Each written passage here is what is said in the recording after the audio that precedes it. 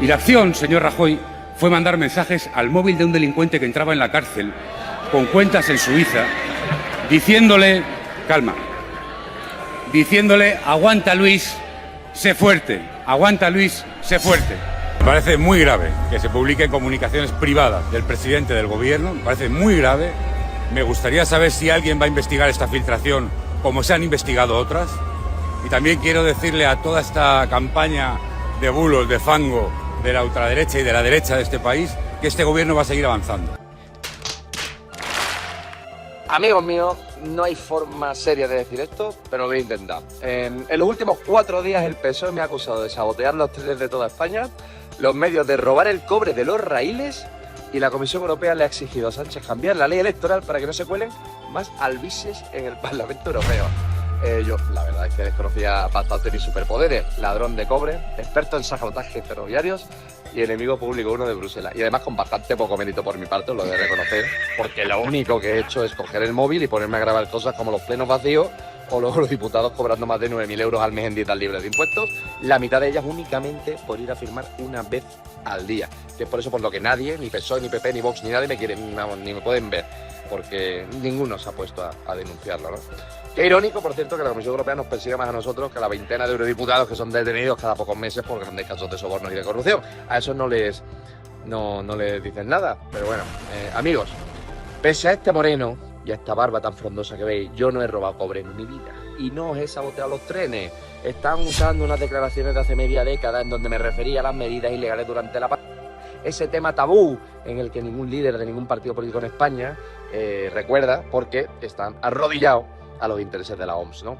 Y además usar declaraciones mías de hace 5 años por actuales para justificar las cagadas de Óscar Puente, pues me parece bastante desleal. Pero bueno, si habéis perdido el tren o si estáis tirados en mitad de una vía, en una estación, y estáis enfadados, lamento deciros que el culpable no soy yo, como dicen las Charo y el gobierno de este país, sino de un gobierno que no sabe ni gestionarle las putas que le envían Ábalos al parador de Teruel. Este gobierno está haciendo exactamente lo mismo que ya hizo Chávez y Maduro en su época en Venezuela. Y yo tengo en mi mano, por supuesto, el dossier completo de los sabotajes al sector eléctrico. Seguimos siendo víctimas de sabotaje. Sabotaje de quienes pretenden que Venezuela se hunda en un caos. No lo van a lograr. Es a lo que apuntan, bueno, las primeras diligencias, ¿no?, practicadas. Son 4 robos de cable de escasísimo valor en 4 puntos distintos. Echarle la culpa de los apagones y la incapacidad de gestión a la oposición. Y por su oposición, obviamente, me refiero a la sociedad civil libre y valiente como vosotros al otro lado de esta pantalla. No me refiero a los parásitos de un partido o de otro que llevan más de 35 años viviendo y mamando de la teta de la partitocracia. A vosotros sí os quiero y a vosotros sí os digo que muy pronto vamos a ver cómo a esta gentuza se le acabe la fiesta. Un abrazo grande. Bueno, yo creo que el presidente del gobierno, su gobierno y también el Partido Socialista son muy dados precisamente a esto, ¿no?, a tirar piedras y a esconder la mano. Lo hemos visto en multitud de ocasiones.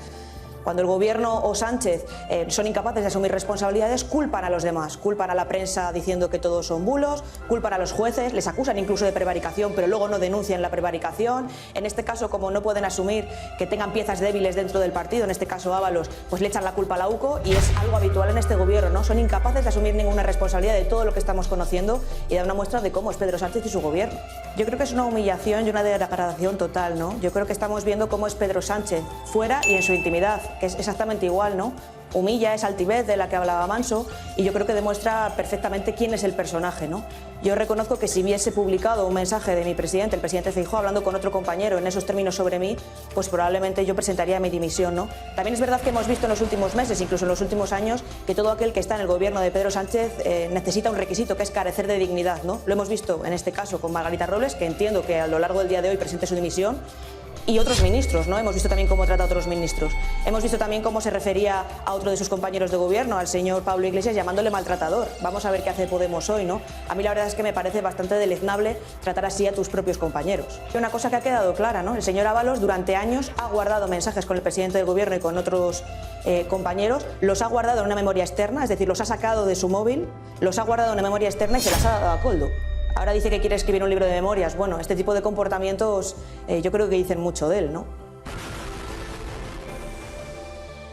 Bueno, yo creo que el PSOE no puede hablar del desgaste de los demás, ¿no? Realmente, si el PSOE creyese eso, deberían estar encantados. Yo creo que el presidente Feijóo ha sido muy claro, ha convocado este congreso porque estamos en un punto de inflexión, el gobierno está en un punto de caos total, el colapso de España no funciona, estamos en un momento muy inestable en el que todo es posible. Es posible que las elecciones sean en 2027 o que sean el mes que viene. Y la inestabilidad de este gobierno, el caos, no funciona nada, no funcionan los trenes, no funciona la luz, no funcionan los servicios públicos, no funciona absolutamente nada y estamos viendo toda la corrupción que está saliendo cada día del presidente del gobierno. Por lo tanto, todo es posible.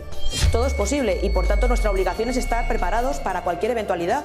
Puede haber elecciones el mes que viene, puede haber elecciones con las andaluzas, puede haber elecciones con las municipales o puede intentar retrasar todo lo posible porque necesite seguir en el gobierno para poder defenderse de todas las acusaciones de corrupción que tiene su familia, su gobierno y su partido. Todo es posible y por eso insisto, nuestra obligación es estar preparados para cualquier momento. Y la acción, señor Rajoy, fue mandar mensajes al móvil de un delincuente que entraba en la cárcel con cuentas en Suiza, diciéndole, calma, diciéndole, aguanta Luis, sé fuerte.